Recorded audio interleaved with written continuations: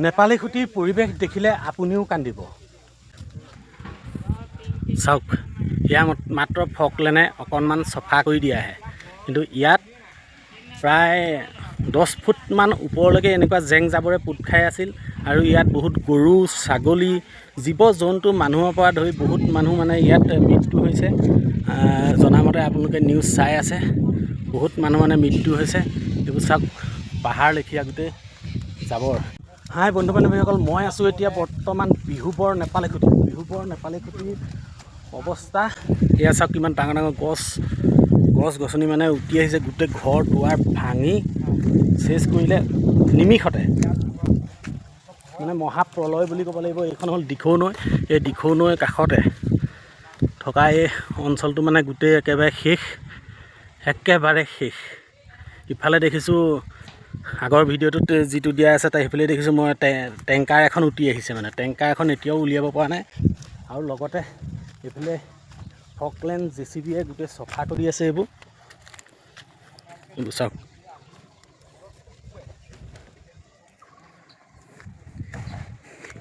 এনেকুৱা যদি এটা ডাঙৰ কুণ্ডা, মই জুম কৰি দেখাই দিছোঁ, গছৰ এনেকুৱা যদি ডাঙৰ কুণ্ডাই যদি ঘৰত যদি খুন্দা মাৰি দিয়েহি, খুন্দা মাৰি দিলেহি, তেতিয়াহ'লে সেই ঘৰটো কি হ'ব? পকা ঘৰ হওক, কেঁচা ঘৰ হওক, সকলো মানে ভাঙি চুৰমাৰ হৈ যায়। এইফালে এটা আছিলে পকা ঘৰটো ভাঙি মানে চুৰমাৰ হৈ গ'ল, একে খুন্দাই পানীয়ে লৈ গ'ল।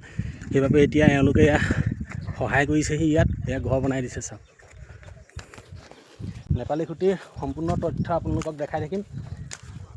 আপোনালোকে চাই থাকিব ভিডিঅ'টো স্কিপ নকৰাকৈ। আৰু কোনোবাই যদি সাহাৰ্য দিবলৈ আহিম বুলি ভাবিছে, আপোনালোকে আহিব এনেকুৱা ঠাইত। সেইবোৰ চাওক, গোটেই পাহাৰ লেখীয়া, মানে কুণ্ডা মানে পাহাৰ লেখীয়া হৈ আছে, গোটেই জাবৰ জোথৰ। সেই ঘৰটো যে দেখিছে, সেই ঘৰটো হেনো এডাল কুণ্ডাই পানীয়ে খুন্দা মাৰি এডাল কুণ্ডাই ভাঙিলেহি। এয়া হ'ল নেপালী খুঁটি। এইটোৱে হৈছে বৰ্তমান সময়ত নেপালী খুঁটিৰ অৱস্থা।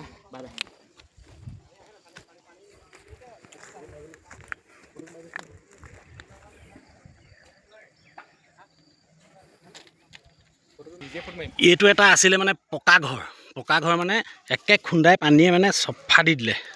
এইটো আছিলে পকা ঘৰ। তাৰপৰা এইফালে যাওঁ,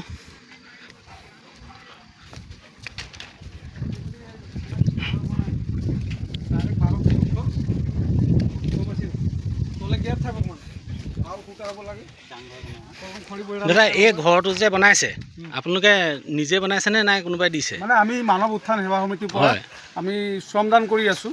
যিসকলৰ ঘৰখিনি ভাঙি গৈছে, সিহঁতৰ মানে এনেকুৱাকৈ ঘৰখিনি আমি তৈয়াৰ কৰি দিছোঁ। হয়, কোনো চৰকাৰে দিয়া নহয়? কোনো চৰকাৰে দিয়া নহয়। এইটো মানৱ উত্থান সেৱা সমিতি, শ্ৰী সতপালজী মহাৰাজজী আমাৰ গুৰুদেৱ হয়। তেখেতৰ আদেশ মৰ্মে আমি এইখিনি কাম কৰি আছোঁ। এয়া চাওক, দাদাজনে ক'লে যে তেওঁলোকে নিজে সহায় কৰিছে। আৰু চৰকাৰে এইফালে কিবা সাহাৰ্য দিছে নেকি? চৰকাৰে তাকে ইমান গম পোৱা নাই। আমি আহি পেলাই বহুত ব্যস্ত হৈ আছোঁ, সময়ে পোৱা নাই খবৰ ল'বলৈ বেলেগ। সেইটো কাৰণে আমাক জুবিন দাই এইটো শিকাই থৈ গ'ল, লগত ভূপেন হাজৰিকাই আমাক শিকাই থৈ গ'ল যে মানুহে মানুহৰ বাবে সহায় কৰিব লাগে, নহয় জানো?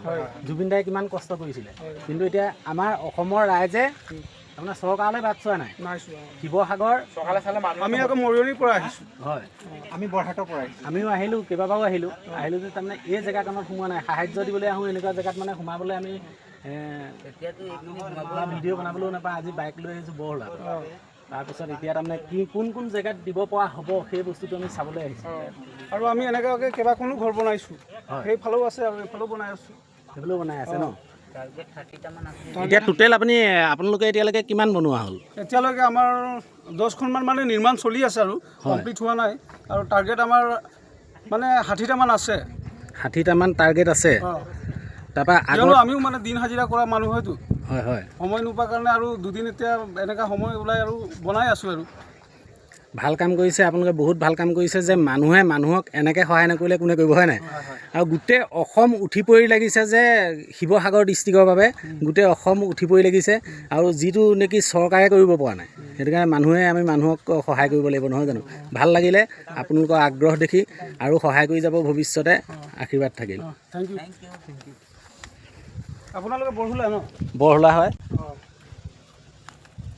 এতিয়া ইয়াত মানে দাদাকেইজনে ঘৰ বনাই দিছে।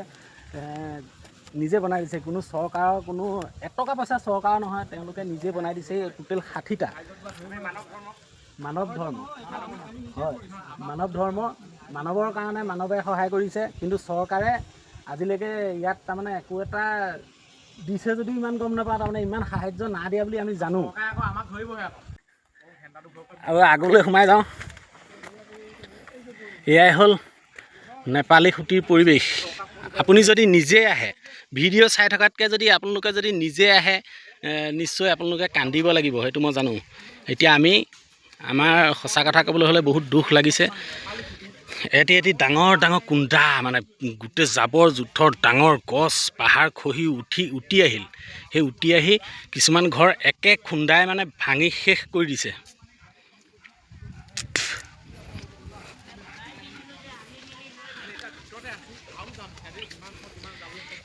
এইফালে হ'ল এইখন দিখৌ নদী। এই দিখৌ নদী এইখন, এই দিখৌ নদীখনেই আছিলে সেই দিনটোৰ কাৰণে নেপালী খুঁটিৰ বাবে, শিৱসাগৰবাসীৰ বাবে এই দিখৌ নৈখনেই আছিলে কাল। এয়াই হ'ল কাল ৰূপ ধৰি একেদিনাই গোটেই ধ্বংস কৰি দিলে পাহাৰ খহি আহি এই দিখৌ নৈখনে। কোনো ইয়াত তাৰমানে পাৰ নাই, বান্ধ নাই। আমি চৰকাৰক এটা অনুৰোধ কৰিব বিচাৰিছোঁ যে এই দিখৌ নদীত বান্ধ লাগে, ৰাইজক বান্ধ লাগে। সেই বান্ধ নথকাৰ বাবেই তাৰমানে এই গোটেই ৰাইজৰ এই অৱস্থা হৈছে। পানীটো ফুল হৈ আছিলে, নদীত ফুল আছে।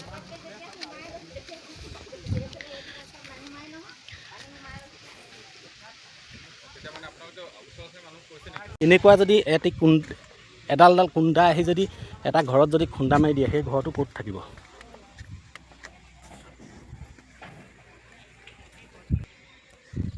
সেই দিনটোৰ বাবে এইখনেই আছিলে কালৰূপী দিখৌ নদী। এইখন চাওক, এইখন আছিলে কালৰূপী দিখৌ নদী। কালৰূপ লৈছিলে সেইদিনাই। আৰু ইটো ছাইডে আছে আপোনাৰ বামুণ পুখুৰী বুলি কয়, সেইফালেও মানে গোটেই অৱস্থা বেয়া। সেইফালে চাওক, এতিয়াও যাবলৈ তাৰমানে ছাইডলৈ ভয় লাগে। কেনেকুৱা ডাঙৰ ডাঙৰ গছ, কেনেকুৱা ডাঙৰ ডাঙৰ কুণ্ডা উটি আহিছে।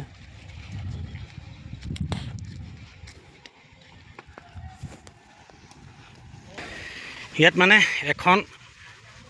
মানে এখন বাৰী পাতিবলৈ কিমান কষ্ট, 10-15 বছৰ লাগে এখন বাৰী পাতিবলৈ।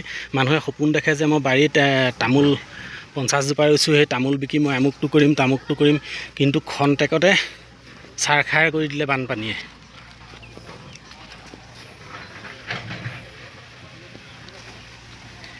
এয়াই হ'ল নেপালী খুঁটি পৰিৱেশ।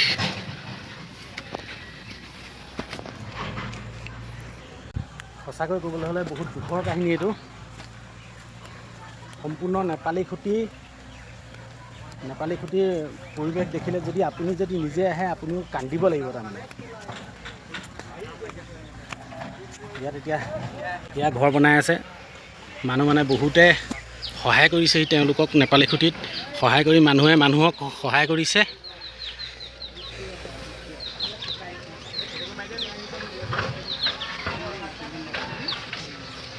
এইবোৰ হ'ল গাড়ী। আছিলে নেপালী খুঁটি স্কুল।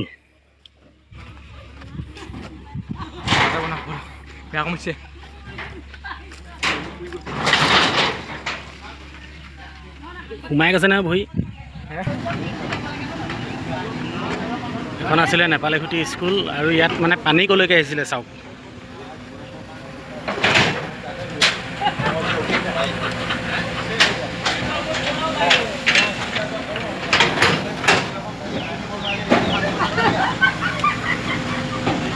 এখন স্কুল আছিলে ন? অঁ, কি আছিলে স্কুলখনৰ নাম? হা? Rohiteswar Saikia LP school.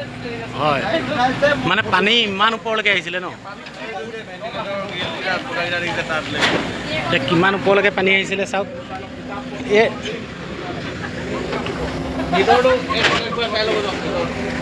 এতিয়া আমি স্কুলখনৰ ভিতৰৰ ফালে এপাক সোমাই যাম।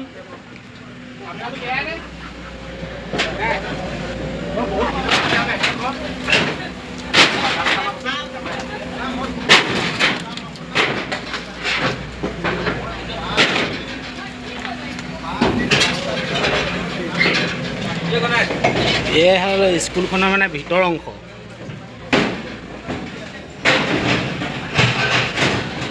আপুনি গাঁৱৰে নে বেলেগ ঠাইৰ পৰা আহিছে বাৰু? গাঁৱৰে ন? মানে স্কুলখন চফা কৰিছে। এইটো মানে চৰকাৰী স্কুলে আছিলে, কিন্তু চৰকাৰে একো সহায় নাই কৰা নেকি? চৰকাৰে নাই কৰা। এইটো মানে চৰকাৰে সহায় কৰা নাই হেনো এতিয়ালৈকে। গাঁৱৰ ৰাইজে সহায় কৰিছে, গাঁৱৰ ৰাইজে গোটেই সেই কৰি আছে, নিজেই চফা কৰিছেহি। এইফালে বেঞ্চ টেবুল চাওক গোটেই মানে তিতিছে। সেই চিনটো যে দেখিছে ইয়ালৈকে, সেইফালে একে তালৈকে ইয়াৰ ভিতৰত পানী হৈছিলে। কাষতে আছিলে এয়া দিখৌ নদী।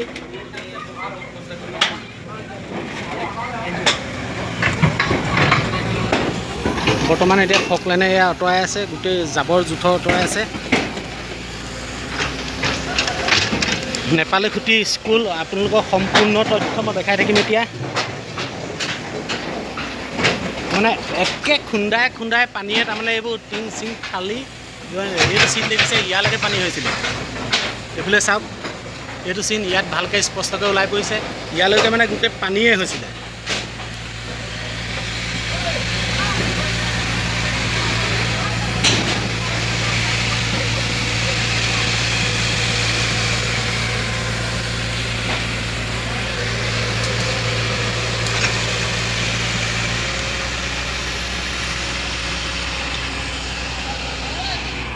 মানে দেখিলে দুখ লাগে, সঁচা কথা ক'বলৈ হ'লে দেখিলে বহুত দুখ লাগে। আপোনালোকো আহিব, নিজে চাই গ'লে গম পাব যে ভিডিঅ'ত সম্পূৰ্ণখিনি উঠাব নোৱাৰি, ৰ'দো বহুত। তথাপিতো মানে আপোনালোকে দেখিলে নিজে বুজি পাব যে ইয়াত কি পৰিস্থিতি হৈ আছে। এইবোৰ আছিলে ঘৰ, এই ঘৰ মানে পানীয়ে একে খুন্দাই খুন্দাই ভাঙি লৈ গ'ল। এইবোৰ ঘৰ আছিলে দেখিছে, পকা ঘৰ, পানীয়ে মানে গোটেইখন খান্দি লৈ গুচি গ'ল।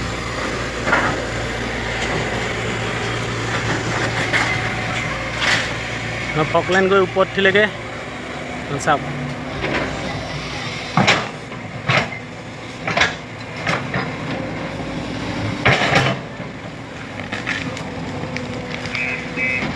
এইফালে চাওক, এয়াই আছিল নেপালী খুটিৰ পৰিৱেশ। ফকলেনে আঁতৰাই আছে গোটেই। তো স্কুল ঘৰটো দেখিলেও বেয়া লাগে, এই তালৈকে মানে টিঙলৈকে পানী আহিছিলে ইয়াত।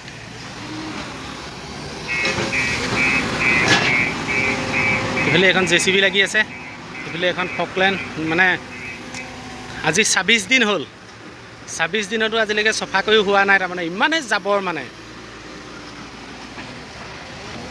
ইমান ঘেল আহিছে, জাবৰ জেং, মানে ডাঙৰ ডাঙৰ কাঠ ইমান ডাঙৰ আহিছে। আজি হয়তো 26 দিন হ'ল, 26 দিনত এতিয়ালৈকে মানে চফা কৰি হোৱাই নাই। তেতিয়াহ'লে কিমান পানী আহিব লাগিব আপোনালোকে নিজে চিন্তা কৰক, কি ভয়াৱহ পৰিস্থিতি হ'ব লাগিব।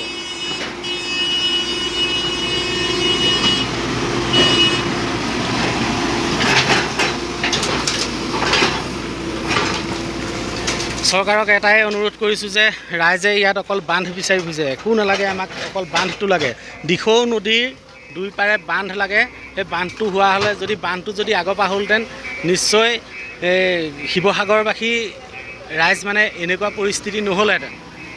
গতিকে চৰকাৰে গুৰুত্ব দিয়ক যে ইয়াত দুই পাৰে মানে দুটা বান্ধ লাগে, মথাউৰি লাগে, ডাঙৰ মথাউৰি লাগে। যদি মথাউৰি ডাঙৰ থাকিলেহেঁতেন তেতিয়া নিশ্চয় এই অৱস্থা শিৱসাগৰত নহ'লহেঁতেন।